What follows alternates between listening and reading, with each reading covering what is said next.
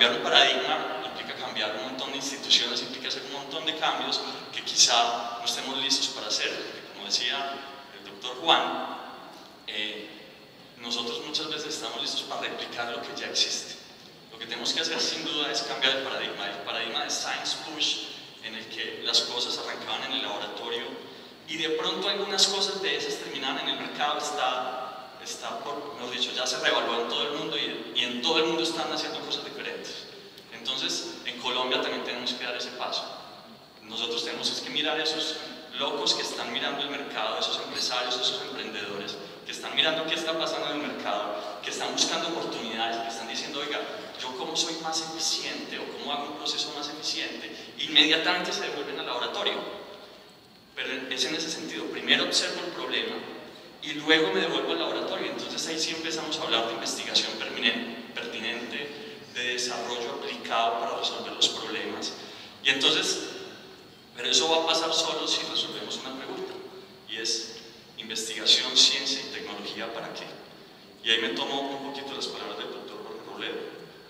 La investigación, la ciencia y tecnología son claves para aumentar la productividad total de factores, en definitiva para aumentar la productividad del país. Y eso no es otra cosa que desarrollo económico, y eso no es otra cosa que paz, porque si nosotros no tenemos un país que sea capaz de absorber lo que se viene en términos de posconflictos, si las empresas no producen, pues no vamos a volver a caer en el mismo ciclo. Entonces, eso implica en definitiva, si lo que estamos buscando es desarrollo económico, hay que poner a la empresa en el centro, tiene que ser el protagonista de este proceso. Yo creo que para eso nosotros como gobierno, desde Impulsa, hemos entonces, y estamos en un proceso no solo de articulación, también quitarnos los egos. Aquí no estamos solos, tenemos muchos actores. ¿Cómo nos articulamos? Una cosa que venimos haciendo con Conciencias, que venimos haciendo con el SENA, es, oiga, ¿usted qué está haciendo y yo qué estoy haciendo? Y cómo nos articulamos, y cómo no nos pisamos las mangueras, y cómo entonces hacemos instrumentos que no solo estén bien diseñados, sino que se midan bien. Ayer estábamos en una reunión casi hasta las 9 de la noche con la CAF, en el que estamos quizás haciendo el experimento o el proceso de medición más ambicioso en el mundo de cómo medir programas de innovación. ¿Qué es lo que estamos haciendo? ¿Qué resultados da eso? Porque solo si sabemos qué estamos haciendo y qué resultados da y lo medimos bien, podemos mejorarlo además. Tenemos muchos instrumentos, están desarticulados, no los estamos midiendo, si no los medimos no los mejoramos. Y pues muchas veces nuestras intervenciones fallan en aspectos tan graves como estos.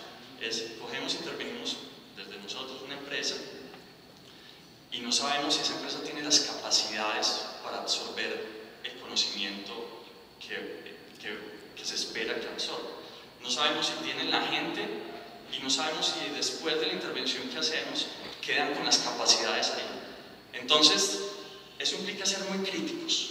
Yo creo que implica ser muy críticos y yo creo que eso es la maravilla del presidente Santos. El presidente Santos no teme decir, aquí nos equivocamos, hay que cambiar de camino. Aquí nosotros veníamos en un mundo de guerra y de pronto dijimos, ¿sabe qué? Hay que hacer la paz.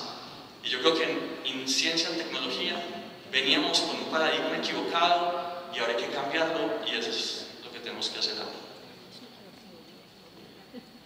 Ok, gracias. ¿Cuál es el proyecto o la empresa, no sé, que usted más le llame la atención o le admire lo que han hecho ustedes? Nosotros tenemos unos casos de éxito maravillosos, y incluso nosotros sí entendimos muy bien, y con Conciencias y otros, que ya llegó la hora de que los medios le pongan foco a lo que está pasando. Nosotros, por ejemplo, hicimos una plataforma que se llama Colombia In, que hasta la fecha ha logrado que 6.000